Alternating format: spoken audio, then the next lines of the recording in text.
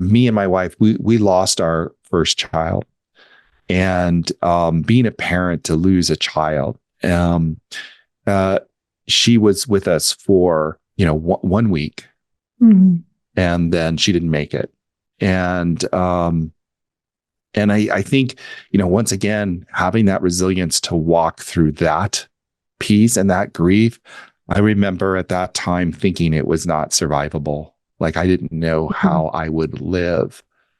How could we walk through that? And why was life so unfair? But once again, I think, going through that experience and coming out the other side, being able to lean on other people through that experience was, once again, the only way we were able to survive. It gave us the resilience to walk through that experience, because I think that kind of grief, especially infant loss, is so incredibly lonely, because no one really knew our child, because our child was only there for a week.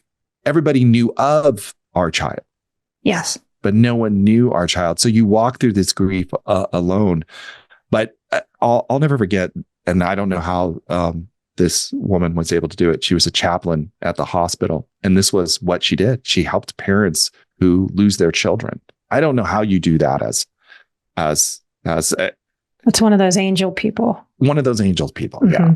She was amazing. And, but she also allowed us to get with a group of other parents who had also lost their children. And we walked through that experience together for several years, actually. And these people are so close to me now. We are part of something that none of us wanted to be a part of, but here we are. And we walked through this grief, holding each other through it. And now I feel like this experience was a gift. Like, our child maybe came into this world for us. I know that sounds kind of weird, but she gave us an incredible gift, because we realized, like, life is so fragile. Yeah. And precious.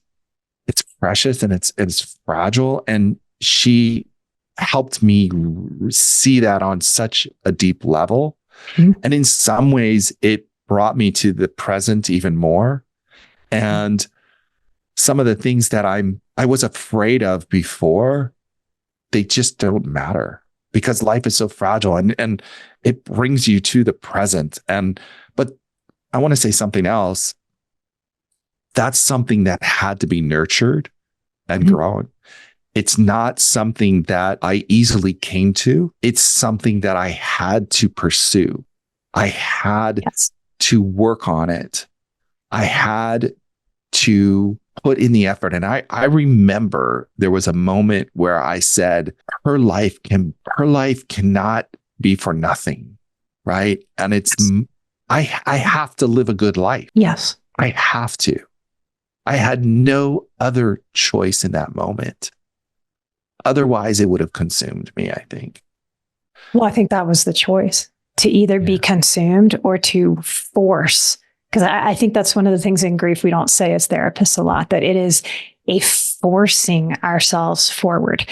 It's not just, you don't just wake up one day and want to. You don't want to. You want to just stop everything and stay in bed, lay it on the ground, and sort of just bury yourself and give up.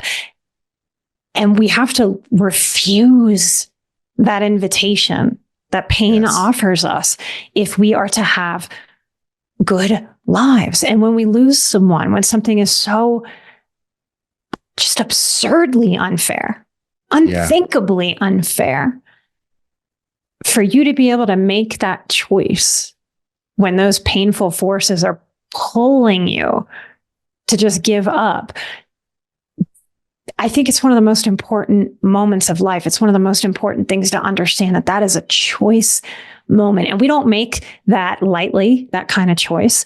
We make that choice screaming and crying and raging and hurting.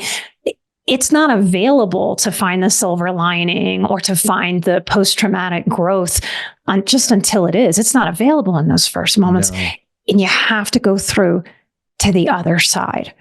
And in the last few years, we've given so much consideration to listening to feelings and valuing feelings. This is where our feelings are bullshit. If our feelings are pulling us to give up on our own lives because we lost another life, that is wrong. But our feelings will pull us into that thinking. And if we overvalue our pain, it can pull us into suicidal action. So we have to use that pain and choose very wisely when we are in pain. Remember to find Emotional Badass wherever you listen to podcasts.